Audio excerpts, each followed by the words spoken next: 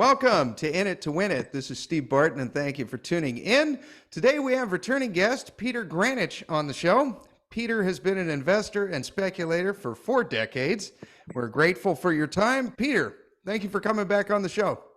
Well, you never really feel old till somebody says you've been an investor for 4 decades. Boy, that's, well, I I am think old, so I was 4 years old when you started, so we got a plethora of experience here to draw from. okay. What's with the shirt? It looks like you got half of New York on one side and half on the other.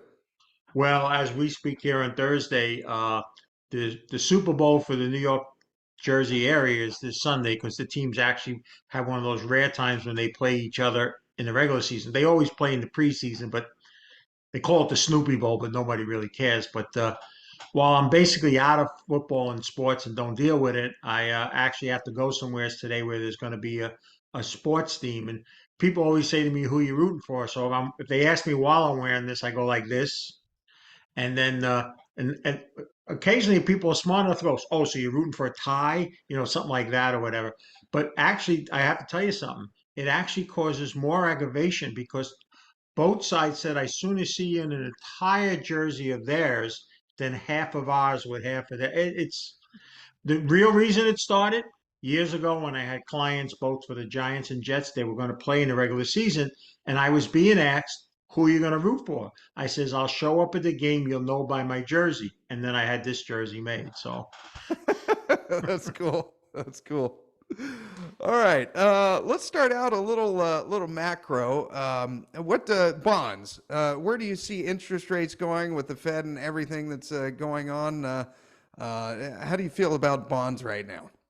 so Steve, I made a very big choice back in 2021. You know it. I've shared with you already, but I need to repeat it to answer that question. I felt that America entered its worst ever political, social, and economic era, and I believed selling all general equities not related to commodities and all bonds other than T-bills was prudent. Rates were down a half at 1%, and that was a very hard call to make, especially to people with bonds, because normally it's viewed as a safe income producing, no really risk of loss of principal. And I said there's going to be substantial double digit risk of loss of principal. And nothing's really changed in that. I think, the other day was a little, we got up to 5%. It's a magical round number. Same thing if you remember, go back and look at the tout TVs and all of them when we were hitting 4%. Oh, this is the peak. You better get bonds now. The market's going to rally. Interest rates are going to come back down. What's finally happening, and Steve, on the hard asset tour, if they still call it that, where we talk about mining and all, for 30 years we've been predicting what's finally happening now, and that is we've borrowed too much. There's too much need for money and not enough people willing to lend it unless you get a higher interest rate. So I'm not in the camp that somehow thinks that the bond rates are going to top and then go back to 2%. They may not rise as fast or even rise sharply, but they're not going lower. And that just sets up all sorts of problems, including it's more competition now for stocks that didn't have such competition a few years ago. So bonds are still the lesser of two evils to me, but they're still evil. I still don't want to be personally anything outside of 1 to 2 years duration at this point because I still think we can see higher rates and the inflation genie is not back in the bottle. Okay. Okay. We're not, our durations aren't even longer than 8 weeks right now. We just got them on 8 week rolling treasuries. So, and they're a little over 5%. So that's kind of nice. Okay. Brent Green wants to know how could current geopolitical tensions developing in the Middle East impact gold and copper?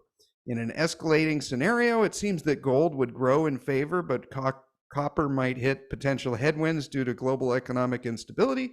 What are your thoughts? Yeah, he's on to something. That's a logical, worthy decision. I clearly think the sharp rise we had after a very sharp sell-off in gold comes from the tailwind of what's happening in the Middle East. There's no question that was happening, but I think it's underpinned, and the reason why it hasn't sold off as some expected would be is because preceding that was many, many months of serious central bank buying on the belief that there's going to have to be a movement away from the dollar as the sole reserve currency, and countries around the world are looking to to eliminate the U.S. or lessen its influence in trade and other matters, including currency. So I think the Middle East only serves to support the gold price. You can extrapolate that there's a terrible war, things slow down, economies get weak, therefore not a much demand for copper. And if this was in previous cycles, that'd be a very worthy thing to consider and be very cautious on copper. The problem is different this time around. There isn't a lot of ample supply that's sitting out there. We hinder near record low supplies.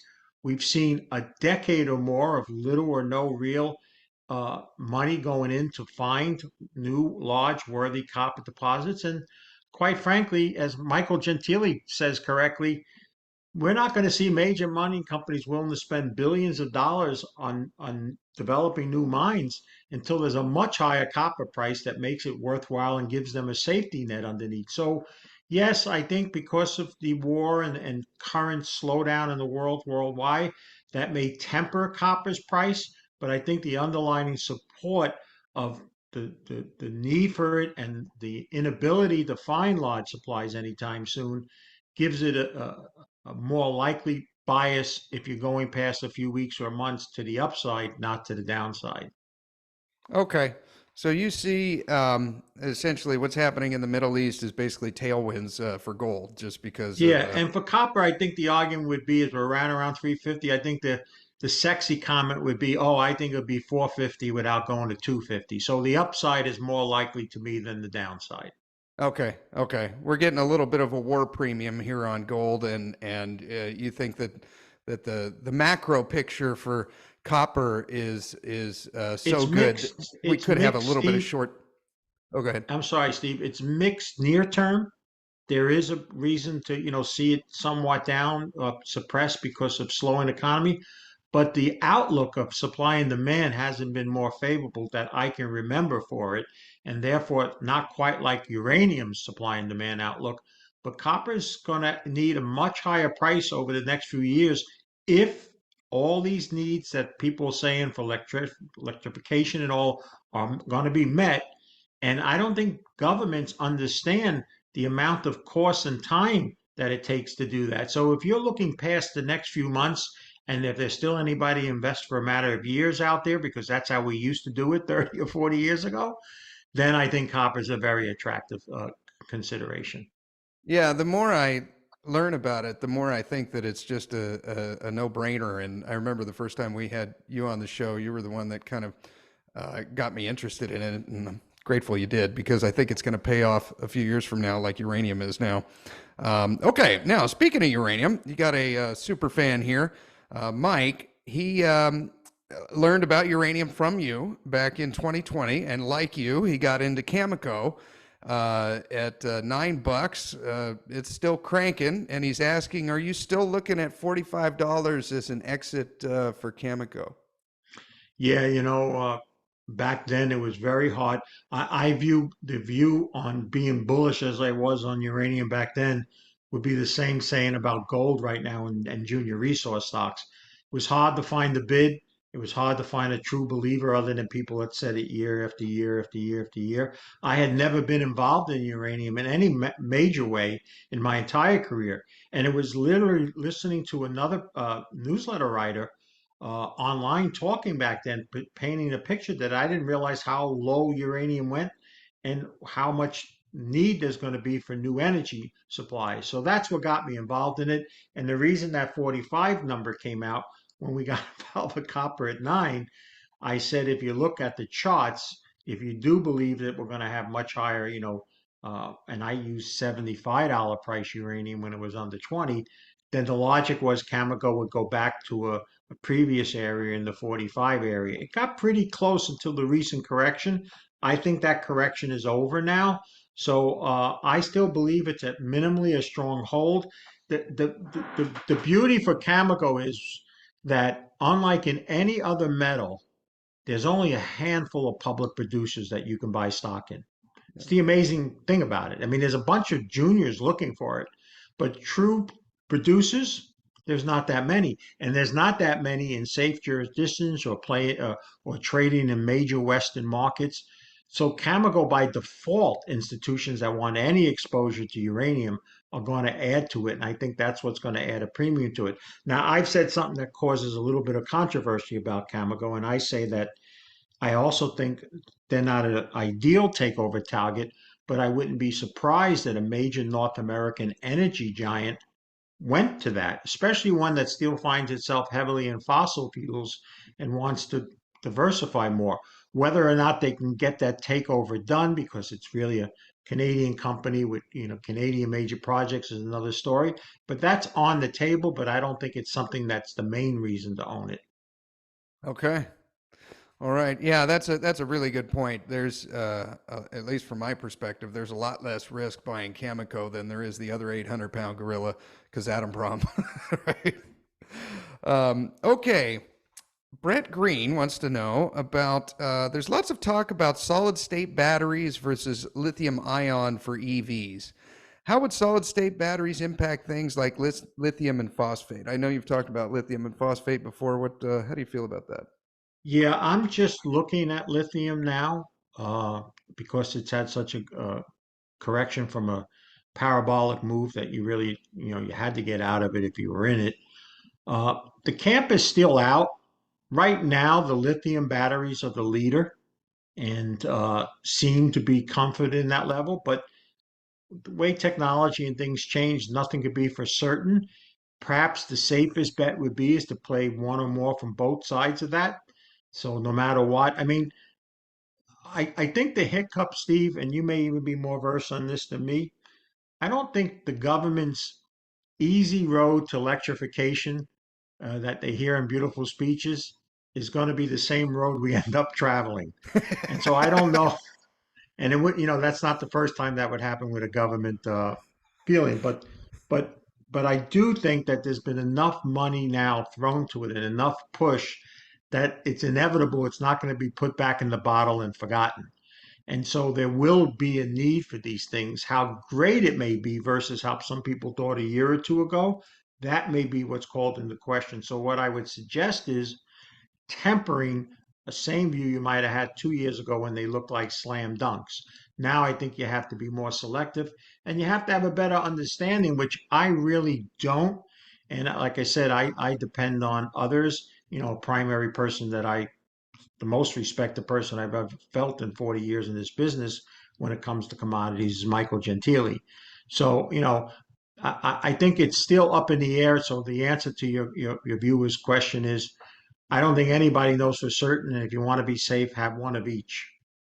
And they Okay. and they both could work. They both could be part of the solution. It's not like it's either or. So who knows? Yeah. Yeah. Okay. All right. Now we got about four questions that are kind of all the same. And they're all on Arizona mining and the risks that come with that. I was under the impression for a while that Arizona was kind of a risky jurisdiction, and then I read Jeff Clark's book, Pay Dirt, and in that, you can go into the Fraser Institute. They basically do. I'll share my screen here. This is their annual survey of mining companies, and this last survey they studied 62 jurisdictions. Nevada came out number one, and Zimbabwe came out number 62, and number 7 on the list is the state of Arizona. So, I mean, that's doesn't seem too risky to me. 7 out of 62 is pretty good. What are your thoughts on the jurisdiction of Arizona and the risks that come with mining there? Well, it's hard for me to. I know there's parties out there that are saying certain things. It's hard for me after almost 40 years and a bulk of that being involved, either directly involved or indirectly in the mining and exploration industry. And I would think if I polled 100 mining people, 98 would not have a problem if I was talking to them about a potential project in Nevada or Arizona. Uh, I think that's the same saying in Canada, Ontario, and Quebec. I think no one sweats it out. You may start to sweat a little in British Columbia because they had some environmental stuff and all. And certainly you sweat if somebody was talking to you about California, to go in that regard. But I just think it'd be too much worry about it. And in Arizona's particular case, because one company has had a huge hiccup and a deserving hiccup too. It is with naive comments from certain commentators painting everything across the board because of that company's one problem, does a disservice if they're truly trying to help people. I don't see any concern of issues on a statewide basis. You know, mining is a very important part of that commerce in that country. Most of the towns are very supportive. They're mind friendly, so I think it'd be minimally overblown. And I think certain people, especially one or two that have been vocal about that company and then tying it into others, really are doing a disservice to their followers by not being more clear that this is more of an isolated case versus a statewide problem. Okay, and tying into that, then Arizona Metals, you got me on board with that company, and there isn't a native population around them in their jurisdiction, correct? Yeah, I get these emails, and again, I think it comes from a party or certain parties that are talking really out of the wrong side of their mouth. They are not near or on any Native American lands. Okay. In fact, when the company first formed, they formed an independent, hired an independent archaeologist studies to confirm that there's no historic, cultural, or artifacts or any type of claims on the properties that they acquired. So when it comes to them, at least, I think it's misguided to think that that's an issue. Okay. Okay. And is there a private land and how much? Okay. Is it a risk for Arizona Metals apart from their private land, and how much of their discovery is outside of this private land? So they've got a private spot of, I'm putting myself on the spot here. I think it's like 130 acres, and then outside of that, it's the BLM land. Is that correct? Right. So most companies operate on private land and BLM land. When you get to Forest Service, that's where the difficult lies with permitting, and it usually involves natives, you know, in Canada or the US and all. I think people need to understand a couple of things here, because and I should be the person speaking because I speak so much about it. I think we need to break it down, and I hope the company will get to this point and address it as well. They have a webinar, I believe, tomorrow. Tomorrow, yeah, at Yeah, 7 a.m. Pacific time. yeah. So the company envisions an underground operation. Now, they haven't gotten to this point. This is just back of the envelope discussions, you know, where things are going to go.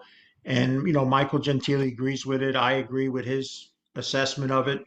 And where anything they find on BLM claims, they would be accessed from an underground portal starting either at their K or on the private land just north.